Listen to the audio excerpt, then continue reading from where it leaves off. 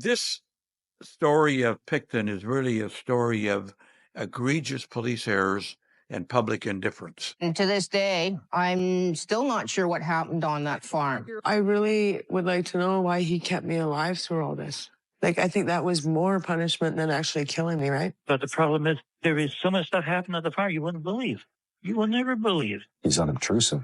He's quiet. He's polite. He fits perfectly the description of a serial killer. Robert William Pickton was born on October 24, 1949, to Leonard Francis Pickton and Louise Helene Arnal. Commonly known as Willie, Robert was the middle child of 3 siblings, with an older sister named Linda Louise Wright and a younger brother named David Francis Pickton. The Pickton family came from a long line of pig farmers. The children were raised on a pig farm in Port Coquitlam, British Columbia, about 17 miles from Vancouver. However, Linda didn't stay at the farm for very long. Their parents didn't think that a pig farm was an appropriate place for their daughter, so she was sent to live with relatives in Vancouver while she was still a child. This left Robert and David to handle most of the farm duties, which they did from a very early age. They worked long hours under the watchful eye of their strict and demanding mother, who prioritized farm work above everything else, even their studies. When they did go to school, the Pickton brothers often wore their dirty, unwashed work clothes. Because of this, they were constantly taunted and bullied. Even though the two weren't treated well by their mother, Robert became attached to her. He was closer to her than to his father, who was violent and had a very short temper. Robert did poorly in school and failed both the 2nd and 3rd grades. At the age of 12, he started caring for a calf which he considered a pet. But to his shock, he came home from school one day to find it already slaughtered. It wasn't long before Robert dropped out of school and got a job as a meat cutter, which he held for close to 7 years. Afterward, he began working full-time at the family's pig farm. In 1978, Robert's father, Leonard, passed away of old age. His mother, Louise, developed cancer soon afterward and passed away the following year. With their parents' demise, the Pickton siblings inherited the farm. They took advantage of the Lower Mainland economic boom in the 1980s and began selling portions of their land to property developers in the area. The Pickton heirs earned an estimated $5.16 million Canadian dollars from their land, which made them quite wealthy.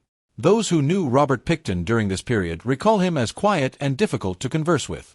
He had an odd sense of humor and occasionally exhibited bizarre behavior, such as wearing animal parts as a belt and chasing people around with meat and animal organs. Nevertheless, Robert's wealth attracted a steady stream of hangers-on and transient residents, many of whom seemed to want something from him. He was always eager to oblige them, whether it involved giving them money, lending them vehicles, or providing them a place to stay. In the mid-1990s, the Pickton brothers began hosting parties at a nightclub they built on the property called Piggy's Palace. They also established a non-profit charity called Piggy Palace Good Time Society, the goal of which was to host events, parties, and concerts for local organizations. Piggy's Palace was initially a huge success, with its events frequented by some of the most prominent political and business figures in the community. At its peak, the club drew crowds of as many as 20,000 people during their events. As the club's popularity grew, the Picktons all but abandoned their farming operations.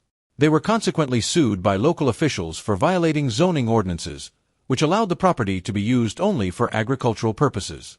But the brothers persisted in continuing their activities and held a New Year's Eve party in 1998 despite increasing legal pressure. They were subsequently banned from hosting future events, and their organization's non-profit status was revoked due to their failure to provide financial statements. The organization was disbanded soon afterward. While the Lower Mainland was experiencing a period of economic growth, other areas in Vancouver weren't as fortunate. The downtown East Side district, in particular, was overrun by poverty and homelessness, along with rampant substance use and questionable transactions. From the mid-1980s and throughout the 1990s, the area was plagued by another serious problem. Dozens of women were reported missing during this period, many of whom were women of the night, illicit substance users, indigenous people, or belonged to other marginalized sectors of society. Like many downtown East Side residents, most of these women were estranged from their families. For this reason, their disappearances were often unnoticed until many weeks or months had passed. Despite the growing clamor for police action, the disappearances continued. Authorities consistently denied the existence of a serial killer, citing the absence of bodies or any other proof of criminal activity. In my estimation, the Vancouver Police Department really dropped the ball on the missing women issue. The number of disappearances increased significantly between 1995 and 1998. Still, Vancouver police continued to deny the existence of a serial killer, saying that an in-depth investigation would have strained the department's resources. However, in September 1998, growing pressure from the community finally spurred the police into action. The Vancouver PD established a team to review the files on over 40 missing women. Then, in April 1999, authorities offered a $100,000 reward for any information related to the cases. But the police action was short-lived. By 2000, the Vancouver police scaled back their investigation, again citing the lack of resources. In January 2001, another spate of missing women reports compelled authorities to establish Project Even-Handed.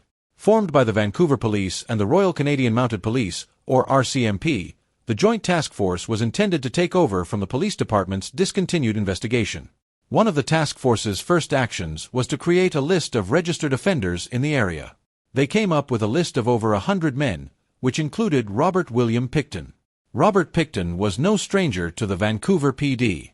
Apart from being a prominent landowner and livestock farmer, the events he hosted on his property made him a familiar figure to many of the city's law enforcement officers. Robert also had 3 traffic offenses on his record dating from 1988 to 1991, all of which he settled out of court. But a more serious charge stemmed from an incident on March 23, 1997, when he allegedly stabbed a woman of the night named Wendy Lynn Eistetter. Robert had picked up Wendy in the seedy downtown East Side area, which he continued to frequent despite his wealth. This was due to a rendering plant in the area where he routinely dropped off unusable animal parts. He also often cruised the low-track strip at night looking for women to bring home, often with promises of illicit materials, money, or both. Wendy alleged that Robert tried to handcuff her shortly after they arrived at the Pickton farm and attacked her with a knife. However, she resisted and somehow managed to disarm him, fighting back wildly and inflicting several cuts on her attacker. Although she had received multiple wounds herself, she was able to escape and flag down a passing car. Police subsequently picked up Robert from his farm and brought him to the Eagle Ridge Hospital, where both he and his victim were treated. When police found a key in Robert's possession that fit the handcuffs still attached to Wendy, they arrested him and charged him with attempted murder. Unbelievably, all charges against Robert were dropped. Due to Wendy's substance dependency, the police doubted her credibility as a witness. Consequently, Robert was released on a $2,000 Canadian bond and remained a free man over the next several years. This was despite the RCMP receiving a tip from one of Robert's former employees, Bill Hiscox, in 1999. Bill told officers that a mutual friend named Lisa Yelds had mentioned seeing women's clothing, purses, and IDs on the farm. She was finding stuff that just wasn't making sense. IDs, clothing, things like that, Bill recalled, that Willie had told her just to burn and get rid of. Lisa even confided in Bill, saying, "Bill, I think this is where all the women are going." However, Lisa refused to corroborate Bill's story. Without an eyewitness or physical evidence, the police were unable to obtain a warrant to search the property. In the spring of that same year, Vancouver police received another tip.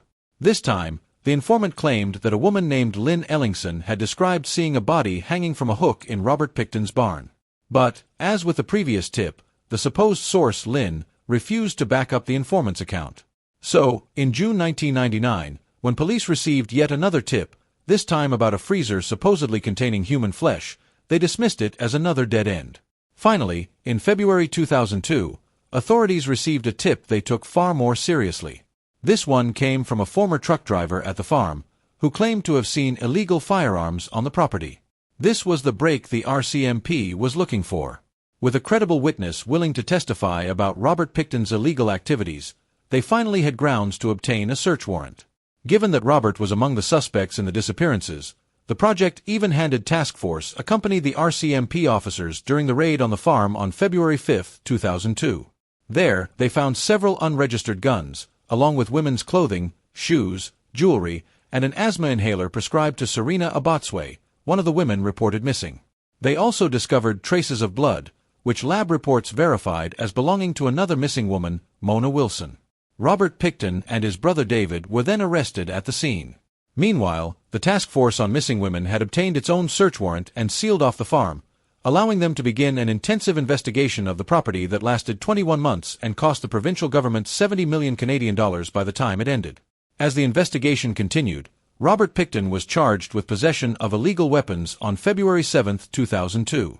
Both brothers were subsequently released on bond, but police decided to keep Robert under surveillance.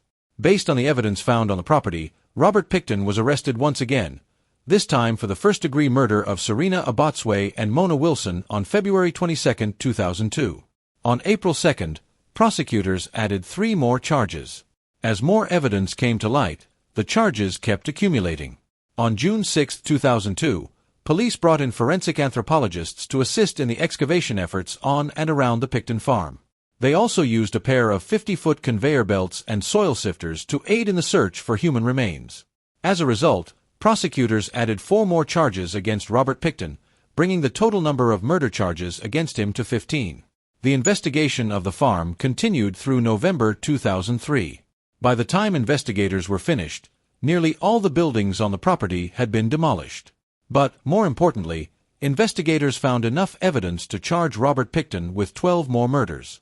Before these additional charges were announced, other gruesome details related to the case emerged. On March 10, 2004, authorities revealed that Robert Pickton might have sold meat products containing ground human remains to the public.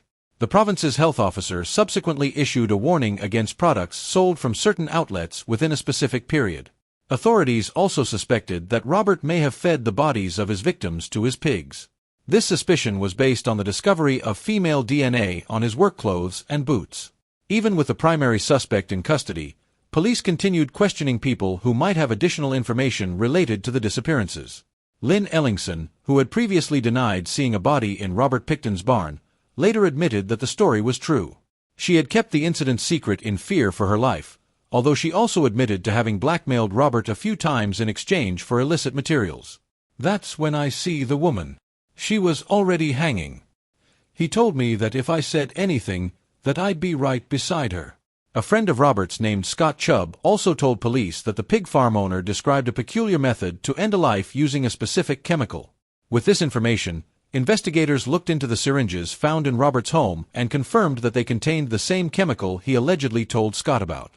Another acquaintance and former farm employee, Andrew Bellwood, claimed that Robert had talked about feeding remains to his pigs. He said, "Do you know how much people bleed? You wouldn't believe how much people bleed." But perhaps the most damning statements came from Robert Pickton himself. While awaiting trial in his jail cell in Surrey, he struck up a conversation with a fellow inmate. Unbeknownst to him, the inmate was actually an undercover RCMP officer who was tasked with obtaining more information about the pig farm murders. Robert expressed concern that the police had finally caught up with him and shared his experiences about getting rid of bodies. He also told the undercover officer that although he had been charged with 15 murders, his actual body count was 49. Robert Pickton made his first court appearance on January 30, 2006, when he pleaded not guilty to all the charges against him. Justice Williams then decided to split the charges into 2 groups to avoid the possibility of a mistrial. And so, on January 22, 2007, Robert Pickton finally stood trial, first for the 6 counts of first-degree murder of Marnie Fry, Serena Abotsway, Brenda Wolfe, Andrea Josbury, Georgina Papine, and Mona Wilson. The jury subsequently found him not guilty on all 6 counts on December 9, 2007, and instead pronounced him guilty of second-degree murder. He was sentenced to life in prison with no possibility of parole until 25 years after his initial incarceration. Robert's sentence was the maximum allowable for second-degree murder charges. It was equal to what he would have been given if he was found guilty of a single count of first-degree murder. As for the remaining 20 murder charges, the BC Supreme Court announced that it would no longer pursue them on August 4, 2010. The reason given was that Robert Pickton's life sentence would not be increased by any further convictions, so it was pointless to subject the victims' families and jurors to another prolonged trial. The families had mixed reactions to this decision, with some expressing anger at being denied justice. But others were relieved at not having to sit through the gruesome details of their loved ones' murders in court. How Robert Pickton managed to carry out his murderous activities and evade authorities for so long continues to baffle investigators to this day. The case has been subject to intense scrutiny from the national and provincial governments, law enforcement agencies, and the general public. Many criticisms have been leveled against the Vancouver PD and the RCMP regarding their perceived inaction and indifference to the plight of the victims, especially Indigenous women, intimate workers, and those with substance dependencies. I want to take a moment to reflect on the fact that Robert Pickton preyed on the most vulnerable people in our society. Every one of those women had a family, had a mother, had a father, had somebody who loved them in their lives. The Vancouver PD was also accused of consistently ignoring the possibility of a serial killer's involvement in the murders and failing to act on evidence pointing to Robert Pickton as the perpetrator. However, in their defense, law enforcement officials faced numerous challenges during the years the crimes took place.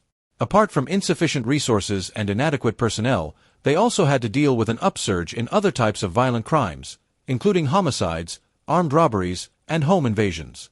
To its credit, government and law enforcement agencies have since conducted thorough investigations and revamps of their management and investigative policies, along with launching community efforts focusing on the marginalized sectors of society. The Vancouver PD, in particular, made significant efforts to improve relations with vulnerable women. It has also initiated outreach and training programs aimed at reducing violence against marginalized women. Just as importantly, the Vancouver PD has instituted many changes in how it handles missing persons cases. There is now a dedicated unit for such cases, with investigations conducted immediately after they are reported. Furthermore, cases remain open until the person is found. Robert Pickton ultimately met his end while serving time in a maximum security prison in Quebec. On May 21, 2024, he was attacked by a fellow inmate and received severe head injuries. He was airlifted to a hospital and placed on life support, but succumbed to his injuries on May 31, 2024.